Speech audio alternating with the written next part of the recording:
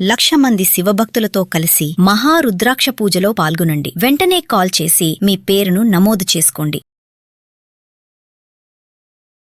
అమ్మ నమస్తే అమ్మ. నమస్తే మా. అమ్మ ఒక కథ కావాలి. అది ఎలా ఉండాలి అంటే ఇప్పుడు ప్రతి ఒక్కరూ అనుభవిస్తుంది అమ్మ. అది చిన్నపిల్లల నుంచి పెద్దవాళ్ళ వరకు వాళ్ళ దగ్గర లేనిది ఏంటి, ఎంత ఉన్నా అంటే తృప్తి.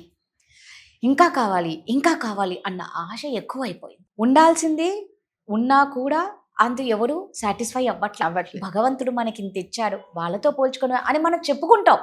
ఆ చెప్పేవాళ్ళు కూడా వాళ్ళకు కూడా ఉండదు సాటిస్ఫాక్షన్. అంటారు కింది స్థాయి వాళ్ళని చూసి నేర్చుకోరా అని అంటారు. ఆ చెప్పేవాడు కూడా ఇంకా ఎదగాలనే చూస్తాడు. దేవుడు ఎంత ఇచ్చినా మాకు ఇంతే చేశాడు దేవుడు, మమ్మల్ని ఏం చూడలే వాళ్ళని చూడు అనే ప్రతి చోట ప్రతి ఒక్కరూ ఉన్న వాళ్ళము. ఎందుకమ్మా ఇంత ఆశ, ఇంత తృప్తి లేకపోవడం? ఎవరికైనా ఎదగాలనే ఉంటుంది కదా. అవును. సో కథ కావాలి అన్నారు. ఖచ్చితంగా కథ కావాలి. ఇది కథ రూపంలో అయితేనే కొంచెం పిల్లలకు కూడా చెప్పొచ్చు. మామూలుగా అడవిలో ఒక చెట్టు, పైన్ చెట్టు అంటాం, అది మీకు క్రిస్మస్ అప్పుడు పెట్టే చెట్టు లాంటి. సో ఆ చెట్టు ఎదగడం మొదలుపెట్టింది. ఎదగడం మొదలు పెడితే చిన్నగా ఉన్నప్పుడు దానికి మిగిలిన చెట్లన్నీ సూర్యరశ్మి దీనికి అందకుండా కొమ్మలలా స్ప్రెడ్ చేసి ఉంటాయి కదా. సో అబ్బా సూర్యరశ్మి దొరికితే బాగుండు, నేను ఎదిగితే బాగుండు, నాకు బాగుండు బాగుండు అని కోరుకుంది. కొంచెం ఎదిగిన తర్వాత ఇంకా సూర్యరశ్మి అందుతుంటే బలంగా ఎదిగితే బాగుండు నేను అని చెప్పి అనుకుంది. చక్కగా బలంగా ఎదిగిన తర్వాత చక్కగా పిట్టలు గూళ్ళు కట్టుకున్నాయి, కింద మంచి నీడ, అన్నీ బాగున్నాయి. వచ్చేవాళ్ళు పోయేవాళ్ళు నీడలో ఉండడం అట్లా. అయితే ఇంకా ఎదగాలి నేను ఇంకా బలంగా ఎదగాలి. సో ఈ బలంగా ఎదగాలి నిజంగానే దాని కోరిక ప్రకారం బలంగా ఎదిగిన తర్వాత ఇలాగే పైన్ ట్రీ అని చెప్పాను కదా, క్రిస్మస్ టైంలో ఆ చెట్టు పెట్టి అలంకరణ చేస్తారు కదా.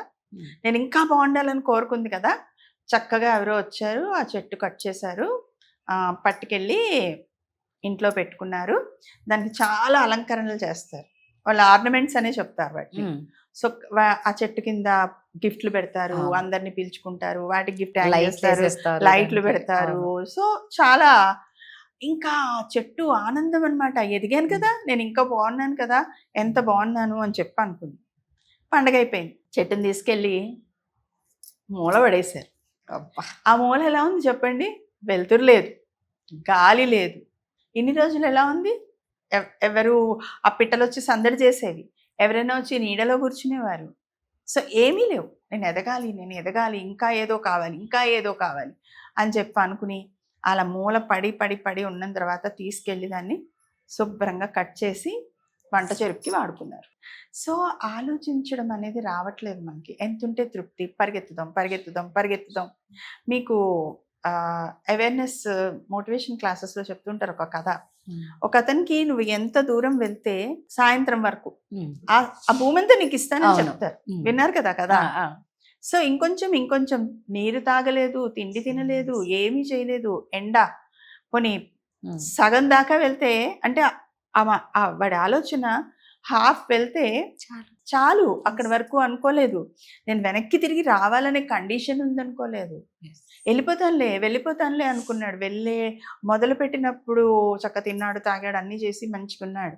వెళ్తుంటే సూర్యుడు వేడి అవన్నీ వాడి ఎనర్జీస్ డ్రైన్ అయిపోయి వెనక్కి తిరిగి వచ్చే టైంకి ఇంత శక్తి ఉండదు. అంటే ఆ ఆలోచన రాలేదు. వెనక్కి వచ్చి కరెక్ట్గా వాళ్ళు పెట్టిన కండిషన్కి ఆ సూర్యుడు అస్తమించే టైంకి రావాలి అంటే వచ్చాడు, కానీ అనుభవించడానికి తను లేడు. సో మనిషి అయినా అంతే. ఇప్పుడు మిగిలిన చెట్లన్నీ ఏమనుకున్నాయి? ఉన్నాము, బాగున్నాము, ఎదుగుతున్నాము అనుకున్నాయి. ఇంకా కావాలి అనుకుని ఏమైంది? చాలా తొందరగా వంట చెరుకుగా మారిపోయింది. సో మనిషి అయినా ఎవరైనా కూడా ఆ ఆలోచన. ఎంత బాగా చెప్పారంటే నిజమే కదా అమ్మ. చూడు, ఆ కావాలి అన్న ఆశతో పరిగెట్టాడే తప్ప దాన్ని అనుభవించే రాత కూడా లేకపోయింది. అనుభవించాలి అనే థాట్ రాలేదు. అంటే ఆత్రంగా ఎంత తీసుకోగలను, దాన్ని నేను హ్యాండిల్ చేయగలనా, నాకు దక్కుతుందా, అనే థాట్ లేదు. ఎదగాలి, ప్రతి వాళ్ళు ఎదగాలి, ఉన్న స్థాయి నుంచి ఉన్నత స్థాయికి వెళ్ళాలి, కానీ దానిలో మళ్ళీ మన ఆలోచనని జోడించాలి. అదే ఒక్కసారి ఆలోచిస్తే జీవితమే మారిపోతుందని ఊరికే అనలేదు కదమ్మా పెద్దవాళ్ళు. ఒక్క ఆలోచన మన జీవితాన్ని మార్చేస్తుంది మార్చేస్తుంది. నిజంగానే. సో నిజంగా అంటే ప్రతి చిన్న పిల్లల నుంచి ఉందమ్మా ఈ ఆశ. అంతే కదా. సాటిస్ఫాక్షన్ లేనిది చిన్న పిల్లలకు కూడా ఉంది. అంటే మనిషిలో ఈ నేచర్స్ అన్నీ ఉంటాయి, ప్రతి మనిషిలోనూ అన్నీ ఉంటాయి, కానీ దేనికి నువ్వు నీరు పోసి పెంచుతావు అనేది, ఏ ఆలోచనకి నువ్వు ఊతమిస్తావు, ఏది ఎదిగే దానికి నువ్వు ఎఫర్ట్స్ పెడతావు, అంతే కదా. ఖచ్చితంగా ఆశ, అలాగే లేకపోతే కోపం, నిరాశ, లేకపోతే ఫ్రస్ట్రేషన్, ఇలాంటివన్నీ అంతే కదా. ఏది మీరు ఆలోచిస్తుంటే దానికి బలాన్ని చేకూర్చామనుకోండి, అది పెరుగుతుంది.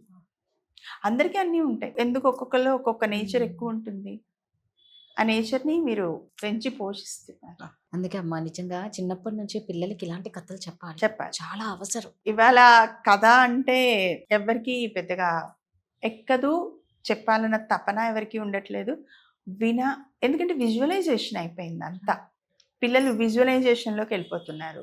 సో పిల్లలకి అంత బాగా చెప్పగలగడం, లేకపోతే ఆ విజువల్స్ చూపించిన తర్వాత అయినా అట్లీస్ట్ వాళ్ళని ఏం జరిగింది అని రివ్యూ తీసుకోవడం. రైట్. ఆ రివ్యూ తీసుకున్నారనుకోండి, వాళ్ళు ఆలోచిస్తారు. మెయిన్ ఏంటి అంటే ఇక్కడ వాళ్ళలో ఆలోచన శక్తిని పెంపొందించడం. సూపర్ అమ్మా, చాలా బాగుంది కదా. Thank you.